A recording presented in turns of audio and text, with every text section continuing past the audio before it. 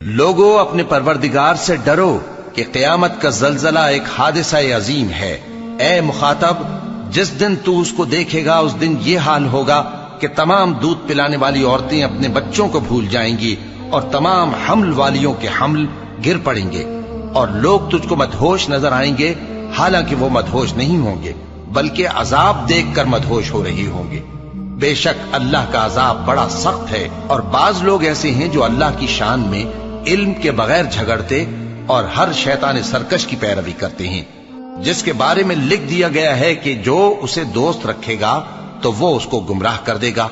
اور دوزخ کے عذاب کا رستہ دکھائے گا۔ لوگو،